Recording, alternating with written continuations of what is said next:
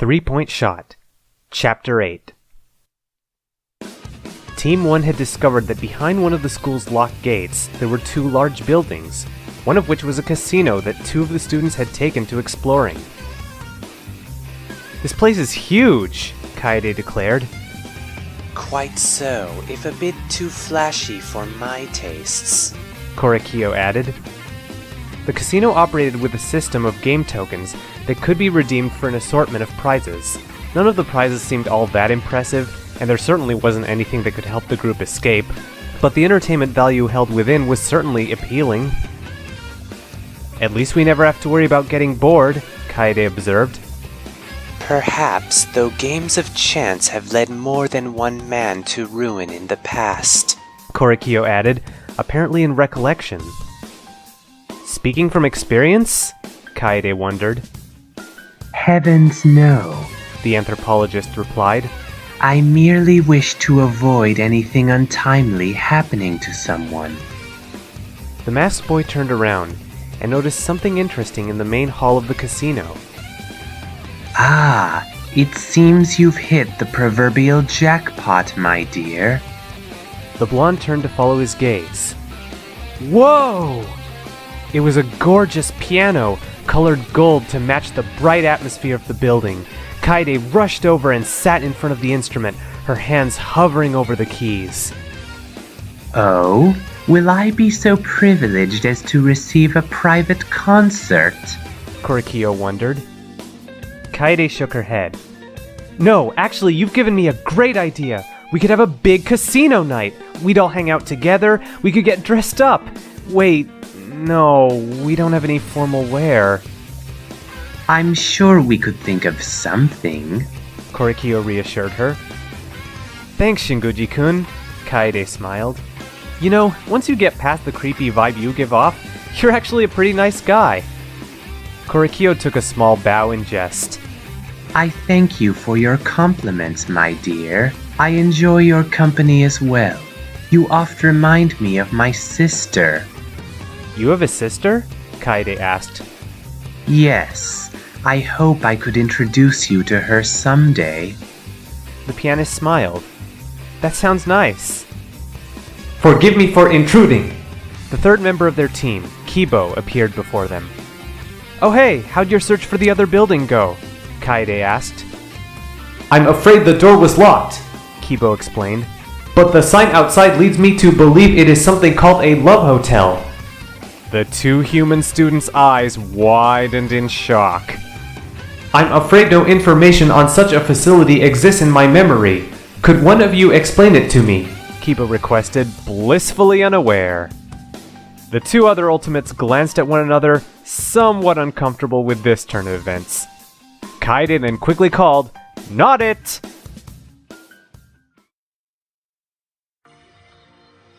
Team 2 found a new building to the side of the gym. Said building contained a fairly large indoor pool, though it appeared to not have much water within. "Man, so much for regular laps," Kaito lamented. "Angie thinks it's just about perfect," the artist replied. "The water's perfect for a few special spiritual techniques she wanted to try. Haven't gotten the chance since Angie moved from her home island." "Yeah, not exactly a steady transition, huh?" Kaito offered. He had never really moved that much as a kid, but he knew from what he'd heard from others that it was never easy. "All that matters is that God is with Angie no matter where she goes," Angie said, closing her eyes as if in prayer. "That way, Angie knows that she can find peace and happiness and all that." Kaito shrugged. "Whatever does it for you, I guess." "Apparently, we're not allowed to swim at night," their third member, Ryoma, commented. "For reals?" Angie asked. Ryoma pointed to a list of pool regulations. "Man, night swims are some of the best." "I feel ya," Kaito commented. "Of course, anything's better when there's stars in the sky, if you ask me." Ryoma, for his part, merely looked at the pool, somewhat dour. "Something wrong?" Kaito asked. "Swimming has never really been an option for me," Ryoma admitted. Realization dawned for the taller boy. "Oh, right! 'cause you've been in jail for so long. I was actually referring to my height, but thank you for reminding me of that. Ryoma deadpanned. No worries, Ryoma. Angie cheered. Angie can tots teach you how to swim. She used to teach kids back home like all the time. Don't bother. The ex-tennis pro replied. I don't really care. Ah, come on, Ryoma. Don't be like that. God's there to make sure all of us can experience the funnest parts of life. Angie cheered. Ryoma chuckled. If there is a god, I doubt he cares about me anymore. The short boy simply walked away after that. I'll give him this, Kaito acknowledged. Man can make an exit. What's he talking about? There's tots a god, right, Kaito? Angie protested. Meh, I'll believe it when I see it, was the astronaut's answer. Everyone here but Angie is so weird.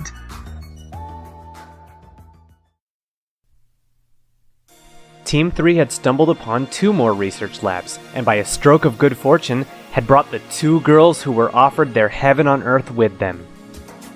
Himiko's research lab was filled to the brim with magic paraphernalia, for every kind of stage trick imaginable.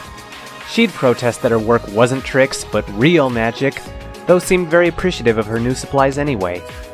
And yet, even her excitement over what was made available was surpassed by Tenko's. Ooh, Tenko is so happy to see Yumeno-san in her element.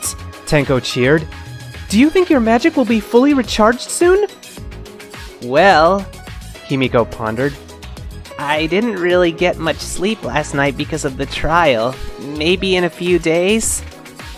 Tenko will wait however long you need. Maybe Tenko could be your lovely assistant. I'm not a magician. I'm a mage. Himiko scolded. Oh, of course. Tenko sheepishly replied. Tenko doesn't know what she was thinking. Yumeno's lovely on her own anyway. You keep saying stuff like that? Are you gay or something? Himiko asked. Tenko's eyes bulged. Let's check on Tojo-san, she advised, pushing Himiko out of the room in the process. When the 2 arrived in Kurumi's room, they were in awe of the Victorian-era decor. The lab was like an old English dining hall, though off to the side were a wall of washing machines and an array of vacuum cleaners of various makes and models. Wow! The new 2 visitors announced. Kurumi walked out of the nearby closet and declared, Yes, this will certainly make all of my work much easier. I will be more than capable of cleaning spills with these materials, and we may begin communal laundry for simplicity's sake. Tenko doesn't want her clothes mixed in with the degenerate males, the Aikido practitioner demanded. The very thought of that! That is fine. We can have separate washes for the men and women, Kurumi assured. Himiko yawned. Yeah, do you ever do anything besides clean? I cook, the maid protested. And what else? Himiko asked. I prepare for the next task, Kurumi replied, somewhat confused. What else would you like me to do? What do you do for fun? Himiko clarified. To me, my work is fun, Kurumi explained. There's nothing more satisfying than a job well done. That sounds awful, Himiko muttered. Ah! Tenko squealed. Yumeno-san is so considerate! That just makes her cuter! Seriously, are you gay or not? Himiko questioned. Tenko quite noticeably didn't answer. Kokichi cursed his poor luck at being assigned to Team 4. Gonta wasn't a problem most of the time, but now he was in his recently found research lab. The room was basically one large insect terrarium with a tree in the middle that had beehives hanging off of it. Poor bugs, Gonta lamented. Until Gonta get here, they're probably not anybody to feed them. But it okay now. Gonta keep them safe. Good to hear, Kokichi offered. I'll go check on Aruma-chan. Have fun. I'll do my level best, Kokichi replied, less than politely excusing himself. Once he had finally vacated the room, he shuddered. Kokichi would hardly consider himself afraid of bugs per se. Rather, he considered himself merely averse to their presence. And this was a nail in the coffin for his previous plan. Gonta wasn't that bright, but he was by far the most physically capable member of the group. These two traits made him an ideal minion in Kokichi's mind, but now that he had his lab, now that he'd be taking care of those disgusting creepy crawlies 24/7, mark him down as a maybe and move on. As he made his way down the hall, he noted a strange door, done up in 8-bit style, but locked. Nearby, he saw Miu next to what appeared to be a treasure chest. "Any luck?" Kokichi asked. The inventor scoffed. "Sorry, liar boy, but we got gypped. This box is as empty as a virgin's asshole." I wonder what used to be in it," Kokichi mused.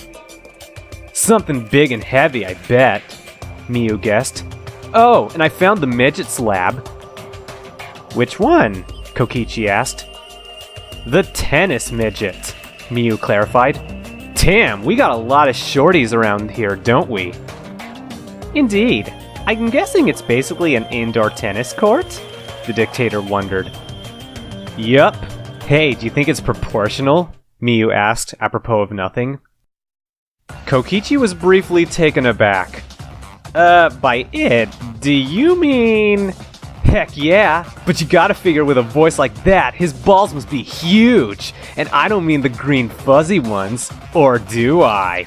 Miu raised an eyebrow on that last statement. Kokichi backed away, slowly. "Not sure, but if you find out anything about Keyboy, let me know. My interest was piqued." As Kokichi walked away, he heard Miu call back, "Robosexual, huh? No shame in it. We've all had that phase." Miu's technical know-how was useful, but her personality was far too abrasive for Kokichi to bear. Definite no on the minion front. As Kokichi wandered aimlessly in his attempt to escape, he found himself in front of an ornate red door, trimmed with gold. He reached his hand to the knob, only for the door to open a crack and an occupant to peer out. What are you doing? Maki asked pointedly. "Oh, we were exploring. Is this your lab?" Kokichi tried to peer his head around Maki, who had made a point of blocking his view into the room. "Yes, and I don't want anyone in here but me. Got it?" Maki's gaze narrowed. Come on, just a peek," Kokichi pleaded. "I won't tell anyone, I promise." Your word means as much as a $3 bill. Maki reminded him.